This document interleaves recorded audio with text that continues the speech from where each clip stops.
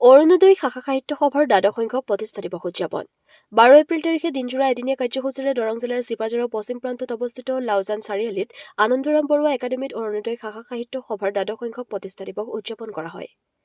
২০১৫ চনৰ ১২ এপ্ৰিল তাৰিখে প্ৰতিষ্ঠিত হোৱা এই শাখা সাহিত্য সভাই নতুন প্ৰজন্মক সাহিত্য সেৱাৰ প্ৰতি আগ্ৰহী কৰা আৰু আঞ্চলিক ৰাইজৰ গঠনমূলক চিন্তা চৰ্চাৰ উদ্দেশ্য আগত ৰাখি এই শাখাৰ গঠন কৰা হয়।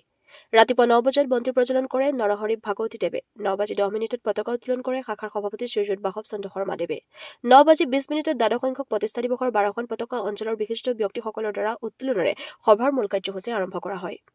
ইয়াৰ উপৰি 10 বজাত স্মৃতি দৰ্পণ কৰে লাউজান অঞ্চলৰ কেইবাজনো সমাজ সংগঠক কৰ্মীয়ে। 10:30 বজাত গণশিল্পী জুবিন গাৰ্গ আৰু সুধাকণ্ঠ ডক্টৰ ভূপেন হাজৰিকাদেৱৰ প্ৰতিচ্ছবিত পুষ্পাঞ্জলি অৰ্পণ কৰা হয়। 11:30 বজাত গছপুলি ৰোপণ। দুপৰীয়া 2 বজাত মুকলি সভা অনুষ্ঠিত কৰা হয়। সভাৰ আৰম্ভণিতে এটি সমবেত সংগীতেৰে সভা আৰম্ভ কৰা হয়। সভাৰ সভাপতিত্ব কৰে অৰুণোদয় সাহিত্য সভাৰ সভাপতি বাসৱ চন্দ্ৰ শৰ্মাদেৱে। উদ্বোধক অৱসৰপ্ৰাপ্ত শিক্ষক শৰৎ চন্দ্ৰ নাথ। বিশিষ্ট অতিথি নৱদ্বীপ সাহিত্য সভাৰ সভাপতি ধৰ্মকান্ত দাস, সাধনা সাহিত্য সভাৰ সভাপতি গজেন্দ্ৰ নাথ ভট্টাচাৰ্যকে আদি কৰি শাখাৰ বিভিন্ন বিভাগৰ কাৰ্যকৰ্তা, সদস্য আৰু অঞ্চলৰ বিশিষ্ট ব্যক্তিসকল উপস্থিত থাকে। শাখাৰ সম্পাদক কোমল চন্দ্ৰ ডেকাদেৱে আজিৰ কাৰ্যসূচীসমূহ সুকলমে হোৱা বুলি ব্যক্ত কৰে। চিপাঝাৰৰ পৰা জয়প্ৰকাশ শৰ্মাৰ প্ৰতিবেদন AIN লাইভ।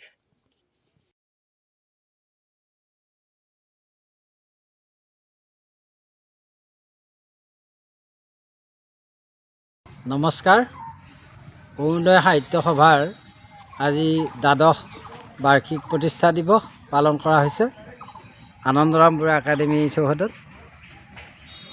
ইংৰাজী 2015 চনত আঞ্চলিক ৰাইজৰ সহায় সহযোগিতা আৰু দিহা পৰামৰ্শৰে অৰুণোদয় সাহিত্য সভাৰ প্ৰতিষ্ঠা কৰা হৈছিল। আজি এই অনুষ্ঠানটোত ৰাতিপুৱাৰ পৰা ভালেকেইটা কাৰ্যসূচী ৰূপায়ণ কৰা হৈছে। বন্তি প্ৰজ্বলন, স্মৃতি তৰ্পণ, জুবিন গাৰ্গ আৰু ডক্টৰ ভূপেন হাজৰিকাৰ প্ৰতিচ্ছবিত পুষ্পাঞ্জলি অৰ্পণ আৰু তেখেতসকলৰ দুগৰাকী সম্পৰ্কত স্মৃতিচাৰণ, বৃক্ষৰোপণ কাৰ্যসূচী, লগতে 12 বছৰৰ 12খন পতাকা উত্তোলন কৰা হৈছে আৰু মূল পতাকা সভাপতিয়ে উত্তোলন কৰিছে। আমি কাৰ্যসূচীসমূহৰ শেষৰ ফালে মুকলি সভাখনৰ আয়োজন কৰিছিলোঁ। মুকলি সভাৰ সভাপতিত্ব কৰিছে আমাৰ অৰুণোদয় সাহিত্য সভাৰ সভাপতি মাননীয় বাসৱ চন্দ্ৰ শৰ্মা ছাৰে আৰু সভাখন উদ্বোধন কৰিছে অৱসৰপ্ৰাপ্ত শিক্ষক মাননীয় শৰৎ চন্দ্ৰ নাথদেৱে। সভালৈ আমি দুগৰাকী বিশিষ্ট অতিথি আমন্ত্ৰণ জনাইছিলোঁ। সাধনা সাহিত্য সভা পূৰ্বজ্যোতিৰ উপসভাপতি মাননীয় ভীষ্মৰাম শৰ্মাদেৱ আৰু নৱদ্বীপ সাহিত্য সভা হালধাৰ সভাপতি মাননীয় ধৰ্মকান্ত দাসদেৱ। দুয়োগৰাকীয়ে সময়তে উপস্থিত হৈ তেওঁলোকৰ মননশীল বক্তব্য আগবঢ়াইছে।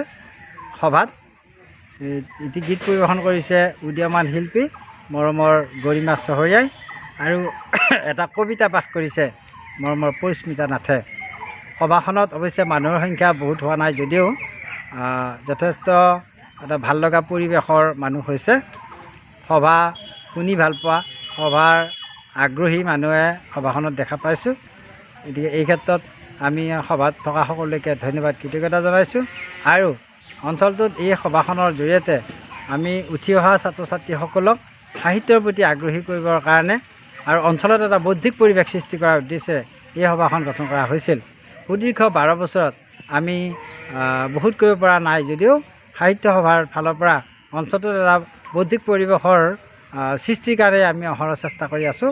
আশা ৰাখিছোঁ ৰাইজে এই অনুষ্ঠানটোত সহায় সহযোগিতা ভৱিষ্যতলৈ আগবঢ়াব আৰু সময়ে সময়ে অনুষ্ঠিত হৈ থকা সাহিত্য চৰা বা এনেধৰণৰ সভা সমিতিবিলাকত তেখেতসকলে উপস্থিতি প্ৰদান কৰিব। মই পুনৰবাৰ সকলোকে বৌদ্ধিক সম্ভাষণ শ্ৰদ্ধা জ্ঞাপন কৰিছোঁ আৰু ৰঙালী বিহুৰ প্ৰাক্ষণত প্ৰতিগৰাকী অসমীয়ালৈকে ৰঙালী বিহুৰ আন্তৰিক শুভেচ্ছা আৰু শ্ৰদ্ধা জ্ঞাপন কৰি অনুষ্ঠানটোৰ জয় আমি কামনা কৰিছোঁ আৰু আশা ৰাখিছোঁ ৰাইজে নিশ্চয় অনুষ্ঠানটো মৰম আদৰ কৰিব। ধন্যবাদ। যিকোনো খবৰ আৰু বিজ্ঞাপনৰ বাবে যোগাযোগ কৰক 7896121996।